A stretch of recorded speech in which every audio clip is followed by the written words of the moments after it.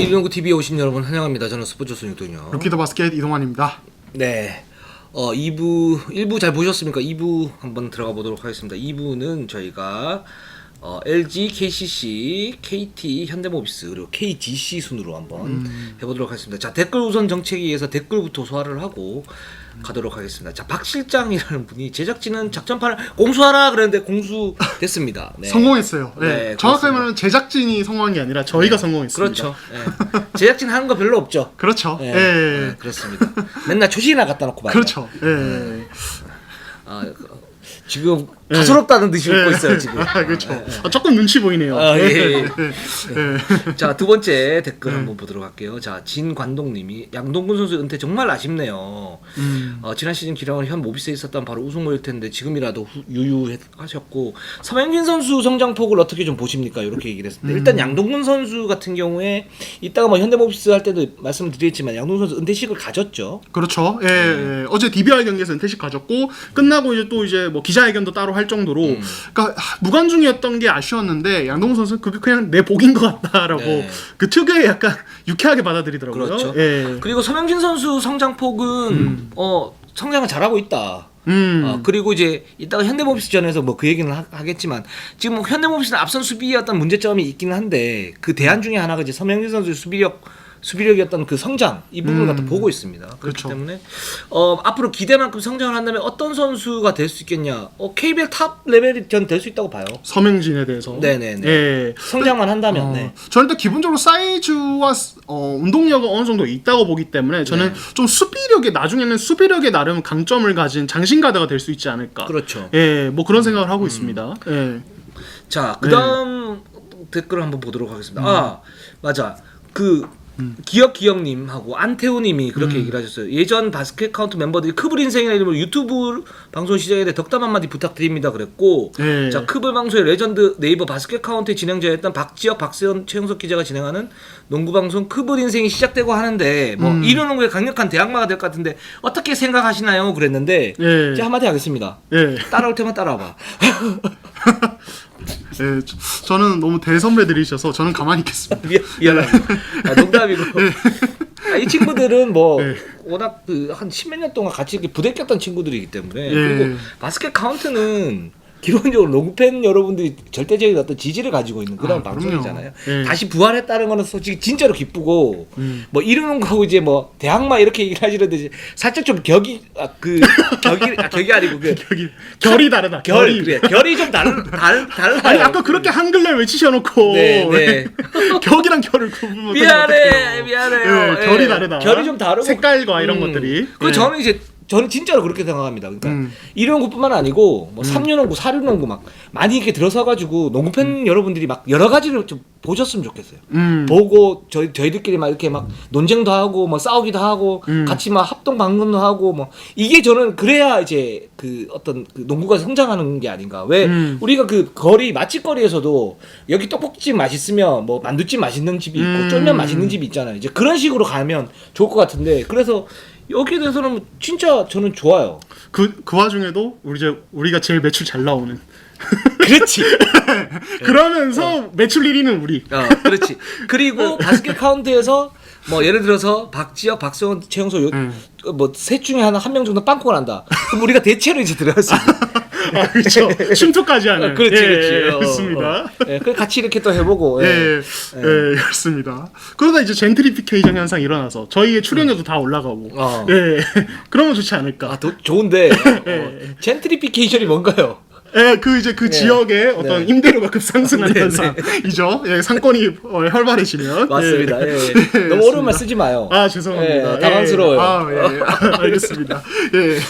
자, 김건균님 그리고 리틀 포레스트님이 네이버에서 KBL 준비 안 해주는데 무슨 일이 생긴 건가요? 이렇게 얘기하셨어요. 지금 이제 이게 저도 이제 그쪽 업계 내부에 있는 사람이 아니어서 저도 조심스럽지만은 이제 되게 한간에 들리는 소문이 많아요. 이제 안 된 거에 대해서. 근데 일단 첫 번째로 지금 이제 그 포털 사이트와 이제 그 스포티비 간의 어떤 해외 스포츠 협상도 잘 진행이 안 되고 있었잖아요. 그렇죠. 근데 이제 여기에 프로농구까지 같이 이제 엮이면서 좀 잘 안 된 거라고 이제 좀 전해 들었습니다. 제가 볼 때는 저도 이제 전해 들은 건데 첫 번째는 뭐 돈 문제다. 아 그쵸. 기본적으로. 문제다. 라는 거 하나. 그래서 지금 아프리카 쪽도 WKBL하고는 지금 그 중계권 협상이 돼가지고 그 송출이 되는데 KBL이 지금 안 되고 있어요. 아프리카 쪽도. 그런 부분하고.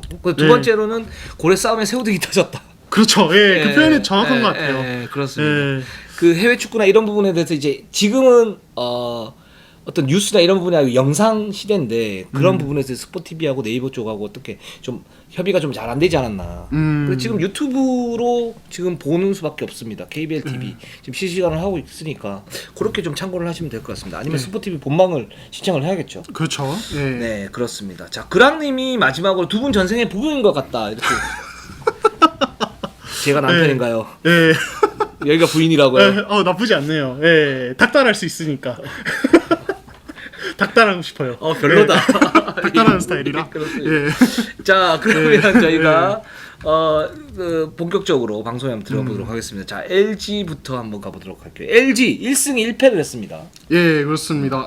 이제 LG가 이제 KCC전에서 개막전 승리를 거뒀고 KT전에서 패하면서 1승 1패 기록했는데 이제 저는 사실은 뭐 기대되는 부분과 좀 불안한 부분을 다 봤던 것 같아요. 예, 그러니까 또 시즌 전에 이야기했던 스피드 농구 이런 부분은 확실히 좀 색깔이 드러나요. 컵대회부터 계속 잘 드러나는데 좀 불안한 부분은 그러니까 LG는 사실은 뭐 이제 LG라는 팀이 어떤 농구를 하는 것과 별개로 이 3번 포지션의 어떤 사이즈 문제라든지 이런 것들은 계속 약점으로 꼽혀왔는데 이 KT전에서 그러니까 KCC전은 KCC도 라인업이 작기 때문에 별로 안 드러나는데 KT전에서 양홍석에게 엄청나게 초반에 많이 좀 그 인사이드 공략을 내주면서 그 문제가 계속 이어졌거든요. 그러니까 이게 향후에 서민수 3번 전환을 진짜 서민수를 3번으로 쓰는 거를 많이 이제 시간을 늘리지 않으면은 이게 계속 문제가 될 수 있겠구나. 저는 그 생각이 좀 들더라고요. 그렇기 때문에 거기에서 이제 LG의 객관적 전력이 좀 약하다. 저희가 이렇게 평가를 했던 거고. 거기서 LG가 승리 갖다 거두려면 기본적으로 트랜지션이 아예 더 빠르든가. 그래서 그런 이제 빅라인업이 나왔을 때 가위바위보 게임을 하는 거죠. 가볍 게임을 하면서 여기서 만약에 미스매치를 이용해서 3, 4번 했던 공격에 대해서는 먹는 건 먹히고 트랜지션을 빨리 하면서 그냥 정신없이 그냥 폭발적으로 그냥 공격에서 그냥 잡아버리는 거예요. 그런 식으로 LG는 이길 수밖에 없는 그런 지금 상태인 거고 아니면은 이제 지역 방어나 이런 부분들에 대한 어떤 그 수비 조직력을 강화시키는 부분들이 있을 수 있죠. 근데 그 부분은 제가 볼 때는 LG 지금 팀 컬러하고는 맞지는 않은 것 같아요. 그러니까 수비 강화하는 부분들에 대해서 물론 수비는 강화를 해야겠지만 기본적으로 LG는 빠른 농구, 트랜지션을 굉장히 강조하는 그런 농구를 하고 있기 때문에 여기에 따른 어떤 약점들이 KT전에는 나왔다. 근데 단 좋은 점은 뭐냐면 제가 볼 때는 지금 LG 팀 컬러가 확실하고 거기에 대해서 선수들이 다 이렇게 좀 정확하게 하려고 하는 모습들이 있어요. 맞아요. 그 이제 시스템이 다 잡혀 있는 느낌은 들어요. 예. 그렇죠. 이제 그런 부분이 굉장히 좋다라는 생각이. 예. 그렇죠. 그러니까 LG가 스피드를 살리려고 이제 특히 KT전 보면 한 번씩 뭐 이원대 김시를 동시에 코트에 세우는지 그런 오히려 이렇게 되면 그냥 더 스피드를 올려보자는 식으로 이제 더 스몰 라인업을 갈 때가 있는데 근데 이게 또 그러니까 이런 라인업을 갔을 때 턴오버가 나오면 진짜 답이 없거든요. 왜냐면은 그 이제 앞선의 어떤 선수들은 결국에는 반대로 속공 수비를 할 때는 제일 뒷선에 있게 되잖아요. 그러니까 그러니까 안전대란 말이에요. 수비 이제 속공 수비 안전대인데 너무 작다 보니까 거기서 또 이제 수비 문제가 되거든요. 그러니까 이런 부분에 LG가 뭐 저는 뭐 투가드 시스템 뭐 이제 극단적인 스몰 라인업을 뭐 이제 되게 안 좋게 보는 쪽은 아닌데 이런 문제가 계속 발생한다면 실책 그리고 수비 문제 이거는 조금 이제 LG가 계속 좀 고민하면서 가야 되지 않을까. 저는 그런 생각도 좀 들었습니다. 그리고 저는 이제 공격에서 좋았던 거, 그러니까 셋업에서 좋았던 거는 뭐냐면 철저하게 2대1을 이용을 해요. 아, 그쵸. 그러니까 김시래가 이렇게 있고 라렌 보고 오라고 얘기를 하면서 거기서 스크린을 잡아주고 거기서 뭔가를 하는데 저는 그게 LG가 공격을 가장 효율적으로 할 수 있는 방법이다. 그리고 거기서 2대2만 하지 않고 옆에 그 윙 자원들이 움직여주면서 거기에 따른 패스가 지금 칼같이 좀 잘 가고 있거든요. 뭐 그걸 이제 강병현이라든가 서민수라든가 조성민까지 잘 먹히고 있으니까 요런 공격 패턴은 좀 더 다듬거나 아니면 호흡을 좀 더 잘 가지고 가면 이건 알고도 못 막을 수 있는 그런 공격 패턴이 될 수 있겠다. 라는 생각이 듭니다. 그렇습니다. 자, LG는 이렇게 하면 될 것 같고요. 그다음에 KCC로 한번 가보도록 하겠습니다. KCC. 유병무 선수가 또 살짝 다쳤어요. 그렇죠. 일단은 부상도 있었고 그 와중에 이제 1승 1패를 기록을 했는데 이제 개막전 LG전에서 패했고 오리온에 승리를 했습니다. 일단 스타트가 좀 그러니까 오리온전 이기긴 했는데 지금 뭐 이렇게 좋다고 말하기는 좀 힘든 게 일단 LG전은 그 컵대회 때 불안했던 부분, 연습 경기 때 불안했던 부분이 그냥 그대로 그냥 그렇죠. 드러나면서 졌던 것 같고 오리온전은 아무래도 오리온이 전날에 그 이제 3차 연장 치른 상태이고 오리온 골밑 수비가 굉장히 헐거운 상황이기 때문에 그렇죠. 이걸 가지고 또 큰 의미 부여를 하긴 힘들거든요. 그러니까 KCC는 아직 좀 시간이 필요하다. 이런 이야기를 좀 할 수 있을 것 같아요. 맞습니다. 제가 볼 때는 지금 이정현 선수가 정상적이지는 않아요. 이정현이 정상적이지 않아요. 그러니까 이 팀 같은 경우에도 그렇죠. 기본적으로 스몰 라인업이고 거기에 따른 이제 트랜지션과 어떤 그 좀 더 조직적인 움직임을 갖다 보여야 되고 가드 자원들이 많기 때문에 가드 자원들을 잘 활용을 하면서 굉장히 좋은 어떤 활동력을 가지고 가면 KC가 굉장히 올라갈 수 있겠다라는 생각이 드는데 그런 부분들이 하나도 안 나오고 있어요 지금. 근데 그 안 나오는 저는 첫 번째 이유는 뭐냐면 그 와중에서도 이제 핵심 코어들이 있지 않습니까? LG 같은 뭐 김시래가 있고 라렌이 있는데 여기는 이제 라거나 송교창, 이정현인데 이정현이 가장 중요한 선수잖아요. 그렇죠. 근데 이정현이 지금 그 부분에서 어떤 중심을 잘 못 잡으면서 거기서 이제 뭐 예를 들어서 김지한이라든가 유현준이라든가 정창영이라든가 이런 선수들이 활동력을 극대화시키면서 뭔가를 해줘야 되는데 일단 이런 코어가 좀 흔들리다 보니까 나머지 선수들의 어떤 그런 그 기용 그 폭 이런 부분들도 좀 제한을 받는 그런 모습을 좀 보이고 있어요. 예, 그러니까 이제 아까 이제 노영 기자가 그 이제 모든 팀들이 2대2 게임 빈도를 높이고 있다 이런 얘기를 하셨는데 KCC만 지금 사실은 그 빈도가 좀 낮은 편이에요. 그러니까 결과적으로 좀 이제 어떤 로우 포스트에 볼 투입하는 어떤 패턴이 좀 이제 시즌 초반에는 좀 많은 편이고 오리온전은 그게 더 좀 노골적으로 많이 나왔었고 그게 어떻게 보면 공격의 어떤 활동량을 좀 줄이는 어떤 결과를 예전 것 같고 이정현은 저도 좀 정상이 아닌 것 같은데 그러니까 이정현 선수 본인이 이런 얘기를 하더라고요. 그러니까 지금 체력은 되게 많이 올라왔는데 그 이제 좀 실전 감각이랄까요. 그러니까 아무래도 2대 게임이나 이런 부분은 좀 감각이 중요하잖아요. 상대 수비와 뭐 본인의 몸 거리를 인식하고 플레이하는 거라든지 순간 대처 이런 것들인데 그게 좀 자기가 좀 안 되는 것 같다 이런 이야기를 하더라고요. 예, 그래서 그러면 좀 시간이 좀 지나봐야 알 수 있을 것 같은 그런 상황입니다. 예. 네, 그렇습니다. 그래서 KCC가 지금 1승 1패를 하고 있지만 아직 좀 시간이 좀 더 필요한 유기적인 어떤 조직력이 아직까지는 좀 부족한 그런 상황이다. 그러면 드리고 싶습니다. 혹시 타일러 데이비스는 좀 어떻게 보셨나요? 드디어 데뷔했잖아요. 타일러 데이비스도 제가 볼 때는 100%는 아니에요. 한 70% 정도? 그러니까 그 선수의 이제 장점은 뭐냐면 골 밑에서 부술 수 있는 그런 농구를 하는데 그러니까 만약에 KCC가 예를 들어 지금 이정현이 사적 이제 코어가 좀 부족하고 뭐 2대2의 빈도를 갖다 줄이는 방법 줄인다고 치면은 타일러 데이비스가 여기서 골 밑에서 그냥 맹폭을 해줘야 돼요. 그렇게 할 수 있는 선수인데 아직까지는 이제 그럴 수 있는 체력적인 어떤 그 여유 그런 체력이 안 올라왔다라고 생각이 들고 라거나 같은 경우에는 트랜지션이 좋고 활동력 좋고 다 좋은데 만약에 어떤 특정 상대 예를 들어서 KGC 얼클락이라든가 또는 KT의 그 데릭슨 마커스 데릭슨 예. 또는 그 오리온의 디디르 로슨 이런 선수같이 외곽에서 슛을 갖다가 자유자재로 쏠 수 있는 내외곽을 할 수 있는 선수들 만나면 수비에서 문제가 생길 가능성이 높습니다.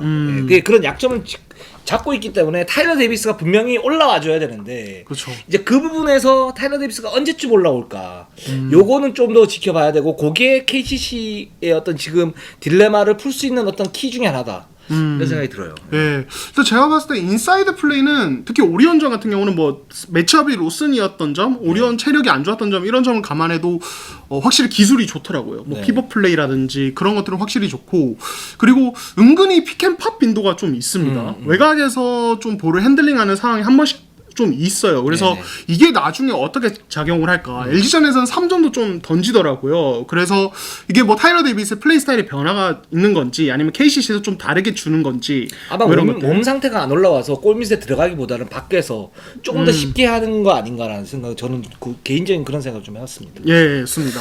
네, 자 그러면 KT로 한번 넘어가 보도록 하겠습니다. KT가 2연승을 했습니다. 예. 예, 그렇죠. 자 KT 저희가 KT를 그렇게 강하게는 그 평가를 하지 않았는데 자 KT의 2연승 어떤 의미가 있을까요? 일단 첫 번째 이제 기자회견실에 같이 데리고 온 양홍석 네. 서은주 감독과 양홍석 네, 네. 이 둘의 케미 네. 이것이 결정적이었다. 네. 실제로 이 두 경기에서 양홍석의 활약이 굉장히 중요했어요. 예, 그러니까 그런 이야기를 하셨죠. 서동재 감독이 조던놀이 안 하고 좀 터프하게 이제 좀 꾸준히 일 했으면 좋겠다. 그렇죠. 이게 뭐냐면 공격에서의 꾸준히를 의미하는 건데, 그러니까 양홍석 정도의 운동을까 사이즈를 가진 선수가 밖에서만 그렇게 논다는 게 좀 이해가 안 된다는 이야기였거든요. 그렇죠. 그리고 실제로 이제 오리온전도 그렇고 LG전도 그렇고 양홍석이 뭐 페타플레이에서도 컷인을 되게 적극적으로 한다든지 그리고 그냥 볼 가지고도 돌파를 적극적으로 시도를 해서 파워를 얻어내고 이런 상황들, 그래서 그런 것들이 되게 돋보였던 것 같아요. 그러니까 KT가 이때까지 2년 동안 해온 농구를 보면은 양궁 농구였죠. 그렇죠. 이 양궁 농구의 문제는 3점 비중이 높다는 거고 3점이 안 풀릴 때 경기 흐름 자체가 넘어간다는 건데, 그렇죠. 양홍석이 이렇게 페인트 존에서 돌파도 하고 파울도 얻어내고 그렇게 흐름 딱딱딱 불안할 때 끊어주고 이제 페인트 존 득점도 쉽게 쌓아주면은 KT 농구가 밸런스가 맞아진다는 거죠. 그렇죠. 약점이 자연스럽게 없어지는 거니까 그래서 의미가 있지 않나 싶어요. 예. 그렇습니다. 그 양홍석 선수는 충분히 성장할 수 있는 선수고 그렇게 농구를 해야 돼요. 제가 그렇죠. 볼 때는. 예. 그게 맞아요. 이게 대표팀에 가거나 뭐 아시안 게임 뭐 예를 들어서 가거나 앞으로 이제 대표팀이 될 거니까 그렇게 하거나 뭐 소속팀이거나 자신의 존재감을 가장 잘 확실하게 살릴 수 있는 건 기본적으로 수비를 바탕에 깔고 가고, 딱 그렇고 얘기해서 서동철 감독이 그런 얘기를 합니다. 양홍석 선수에 대해서. 그러니까 아니 공격할 때는 굉장히 적극적인데 수비할 때는 전혀 의지가 없어 보인다. 이런 얘기를 해요. 그게 리그컵에서 몇 번이나 얘기했어 뭐 이런 얘기를 했었잖아요. 그게 그 말이거든요. 그러니까 수비에서 집중을 하지 않는다는 거. 그렇게 되면 공격에서 자기가 아무리 뭔가를 이렇게 해도 이게 안 돼버리면 문제가 생기니까. 그런 이제 그 수비에서 집중을 하게 되면 수비를 바탕에 깔고 가면 공격에서의 어떤 조급증이 좀 사라질 수 있어요. 제가 볼 때는. 그러니까 그 수비에서 어떤 구멍이 생기면 내가 뭔가를 보여줘야지 석점. 뭐 이런 식으로 가는 거거든요. 근데 수비에서 뭔가 바탕을 깔고 가게 되면 그러면 내가 볼이 없을 때 어떻게 움직일까 이런 그 여유가 이제 같이 가는 그런 상황이 생기는데 그런 이제 좋은 흐름을 저는 양홍석 선수가 좀 타야 된다라는 생각이 듭니다. 그리고 지금 그러고 있다. 예. 그럼 데릭스는 좀 어떻게 보셨어요? 이 선수. 데릭스는 이제 타짜 기질이 있죠. 타짜 기질이 있죠. 그러니까 1대1 했을 때 어떤 그 신뢰도가 좀 높아질 수 있는데 세부적인 약점은 여전히 좀 있는 것 같아요. 그러니까 이제 수비에서 해치를 하지만 해치가 그렇게 날카롭지는 않고. 그렇죠.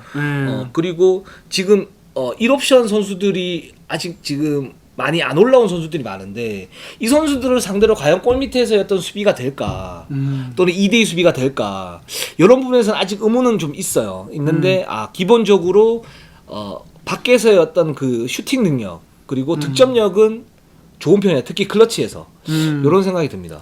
그러니까 그 데릭슨을 이제 성우수 감독 공격에서 활용하는 패턴 같은 경우는 예전에 랜드리스 때랑 거의 똑같더라고요. 거의 똑같아요. 뭐 사이드에서 이제 뭐 여러 번 스크린 거친 다음에 아이솔레이션, 이제 베이스라인 바로 앞 숏코너에서 베이스 1대1 시킨다든지 뭐 이런 패턴이라든지 아니면 한 번씩 픽앤롤 시도하게 하신다든지. 그러니까 거의 제가 느끼기에는 랜드리가 있을 때 패턴이랑 거의 똑같아요. 그러니까 그렇게 쓰시는 것 같고 수비 시에는 아무래도 양홍석, 김현민, 양홍석, 김민욱 라인이 건재해줘야 이거를 좀 같이 해결해 줄 수 있을 것 같아요. 그렇죠. 왜냐면은 데릭슨처럼 발이 좀 느리거나 이제 사이즈 문제가 있을 경우는 국내 라인이 그만큼 뒤에서 버텨주는 게 중요하기 때문에 그러니까 이거는 결국에 국내진과 같이 가는 문제가 아닐까. 그리고 존 이그분우도 좀 이야기하고 싶은데 제가 좀 멀린스 했을 때도 늘 생각했던 건데 이 허운과 이그분의 어떤 시너지는 그러니까 허운이 그러니까 가드들도 자기가 좋아하고 잘하는 패스가 다 있거든요. 그렇죠. 어떤 가드는 바운드 패스에 강하고 어떤 가드는 뭐 베이스볼 패스에 강하고 어떤 가드는 뭐 랍 패스에 강한 선수들이 있습니다. 그 가드마다 좀 잘하는 게 다른데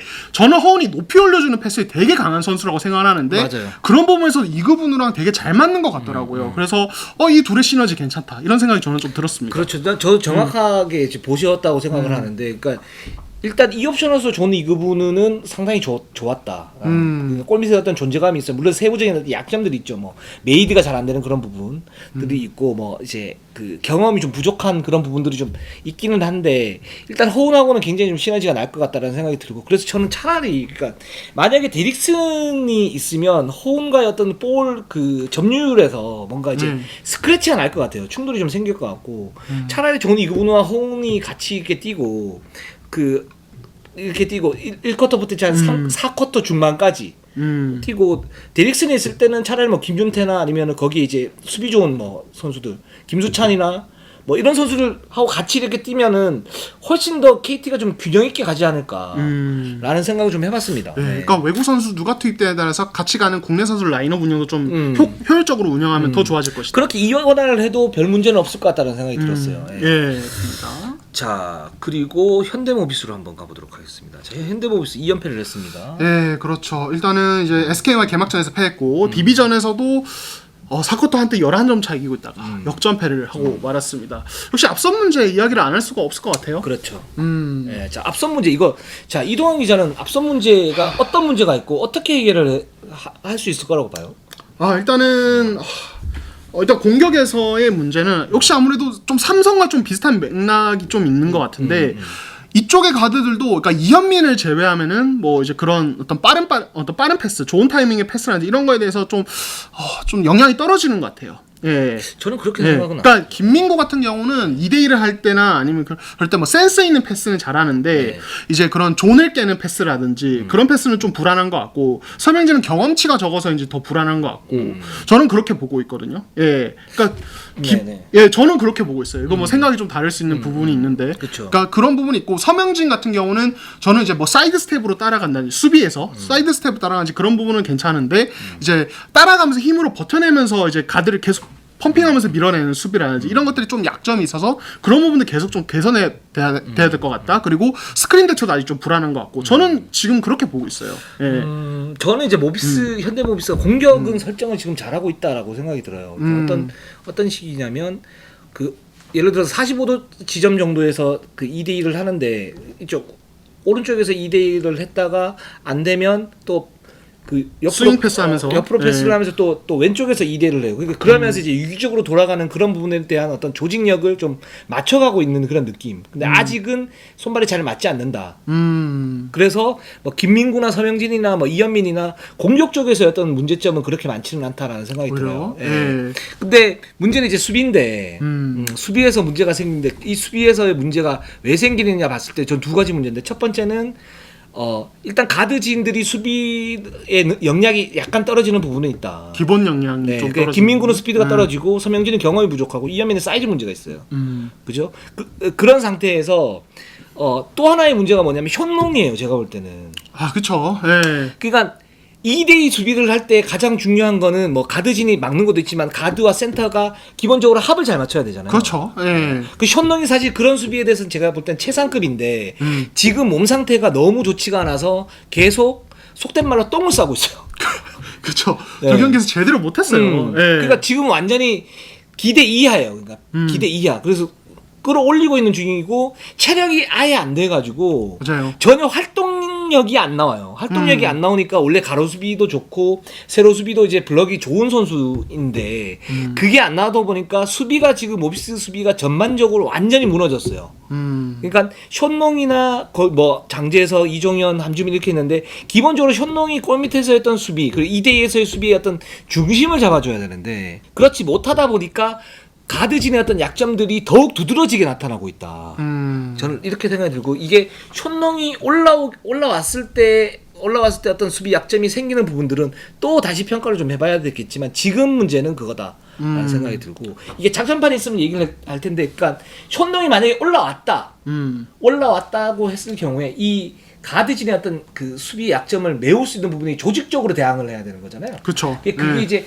해지를 어떻게 치느냐의 문제가 생길 수 있는데 그쵸. 그 해지를 기본적으로 한 2번 정도 딱 쳐줄 수 있는 모비스의 어떤 그런 패턴들이 있어요. 그렇죠. 그거 나중에 작전판 오면 말씀을 갖다 좀 드리겠는데 그렇기 때문에 그런 이제 가드진의 어떤 수비 약점을 조직적인 어떤 움직임으로 막을 수 있을 가능성은 있다. 근데 그게 현농이 기본적으로 무조건 올라와야 되고 거기에서 손발을 맞추는 어떤 시간이 좀 필요하기 때문에 현대 모비스 같은 경우는 한 2라운드 정도 중반 정도 되면 뭔가 좀 나오지 않을까. 그런 생각이 좀 들어요. 그렇죠. 예, 그러니까 일단 말씀하시는 부분 저도 동의를 하는 게, 그러니까 뒷선 수비가 불안하면 가드도 영향을 받긴 받아요. 그러니까 예를 들어서 고 오버, 그러니까 스크린 위로 올라가는 게 되게 쉽지가 않죠. 왜냐면 뒤에서 다 뚫리면은 어떻게 올라가요? 그러니까 스크린 밑으로 그래서 대응하다 보면은 결국에는 이제 기습적으로 뭐 풀업 3점을 맞는다든지 이런 상황이 벌어지는 게 당연한 거고, 그러니까 아니 그러면 션농은 도대체 왜 뛰고 있느냐? 사실 개막전도 결장하는 줄 알았는데 갑자기 나왔잖아요. 그렇죠. 되게 의문이신 분들 많을 텐데 네.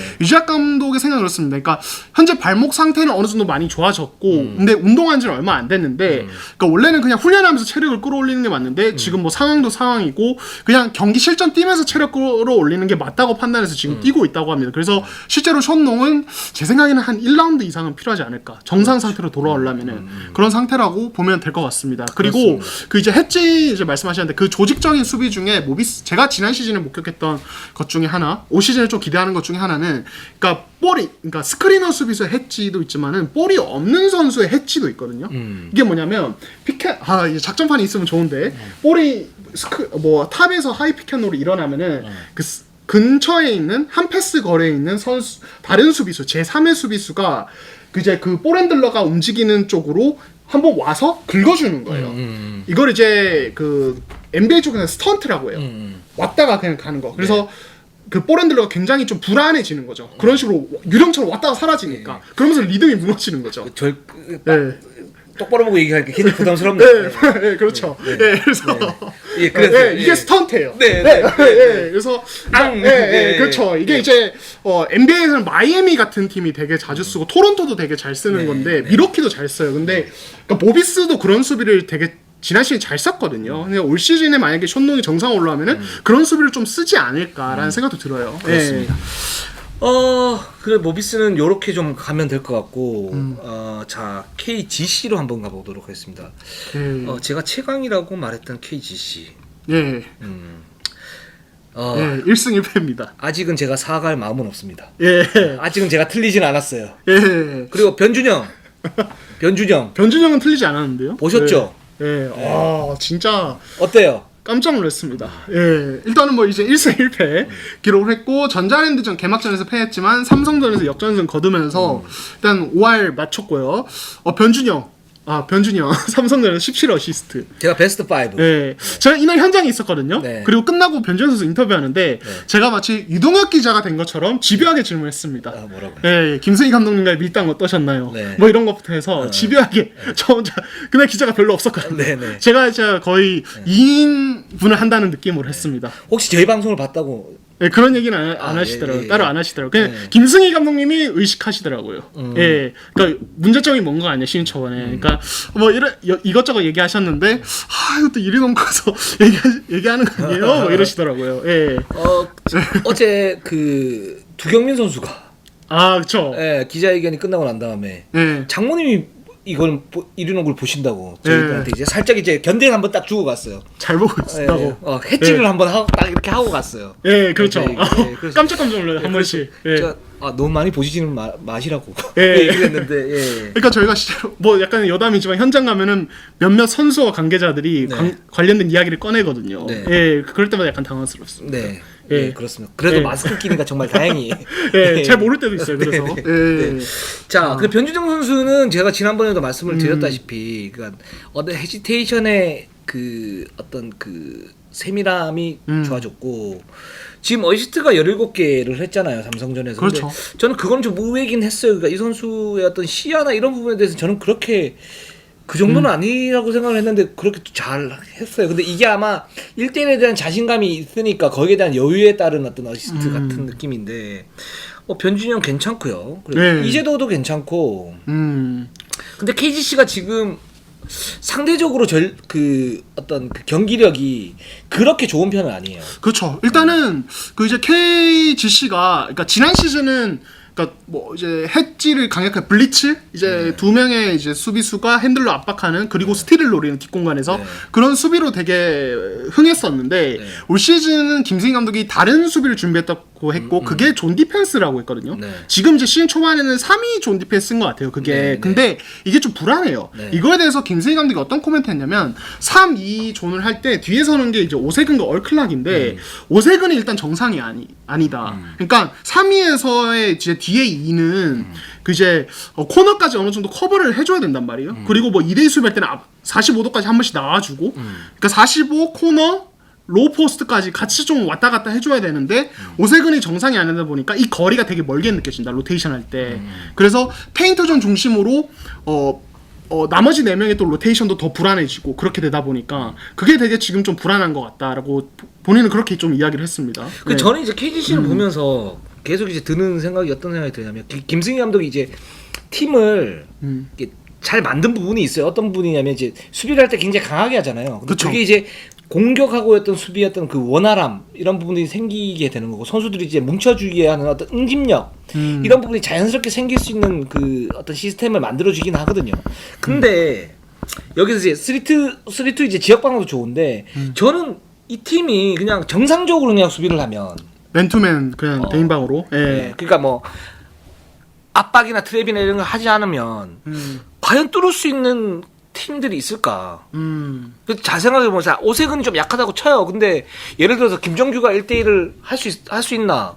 그 옵션을 못 가지고 가거든요. 얼클락이 어느 정도 버틸 수 있단 말이에요. 그렇죠. 힘이 괜찮으니까. 그렇죠. 거기에서 뭐 예를 들어서 라그나나 뭐 라렌이나 뭐 이런 선수들이 득점을 넣었다고 쳐요. 근데 그렇게 그런 득점은 사실 그렇게 무섭지는 않거든요. 오히려 상대 팀이 그런 공격 1대1 공격을 하면서 생길 수 있는 어떤 트러블이 많게 되는 거지. 예. 그러면 그걸 이제 연결시켜가지고 트랜지션을 연결시켜가지고 KGC가 골을 넣고 다시 또 이렇게 서는 거죠. 그렇게 저는 정상적으로 해도 좀 되지 않을까. 지금 이 멤버 구상으로 보면. 그리고 지금 뺏는 수비를 많이 하잖아요. 그렇죠. 좋아요. 좋은데 그거는 그러니까 1쿼터부터 4쿼터까지 내내 하지 말고 왜냐면 이게 1쿼터부터 4쿼터까지 내내 압박을 하게 되면 어떤 게 생기냐면 첫 번째는 공격에 대한 어떤 그 체력적인 부분 때문에 부담감이 생기고 부정확해져요. 그리고 두 번째는 승부처에서 체력적인 어떤 부담감을 느낄 수밖에 없기 때문에 그걸 이제 로테이션으로 돌려주거나 뭐 해야 되는데 그래도 없기 때문에 그 부분에서는 부담감이 생길 수밖에 없거든요. 세 번째로는 상대가 그에 적응을 한다고요. 그러니까 1쿼터, 2쿼터 이럴 때는 좀 그냥 하다가 한 3, 4쿼터 승부처에서 한번 이렇게 딱 쪼아주면 그게 좀 더 효율적이지 않을까 KGC는 저는 이런 생각이 좀 들긴 합니다. 예. 네. 일단은 그 이제 3위 지역 방어를 이거에 대해서 김승희 감독이 이런 코멘트도 하긴 했습니다. 이게 뭐냐면 지난 시즌에 했던 거랑 너무 다르니까 네. 선수의 적응을 못 하는 것 같다. 네, 네. 그러니까 어떻게 보면 이덕 기자가 말한 부분이랑 같이 일맥상통한 부분이 있죠. 굳이 했던 걸 하면 되는데 네. 굳이 갑자기 새로운 걸 할 필요가 있느냐. 근데 김승희 감독이 이게 그러니까 올 시즌 목표가 우승이다 보니까 길게 봐서는 이게 안정이 돼야 나중에 어떤 이제 우승 도전이 가능하다고 보는 것 같아요. 이게 중요한 무기라고 생각하는 것 같아요. 그래서 굳이 좀 많이 테스트를 하는 것 같고, 그러니까 삼성전 같은 경우는 그래서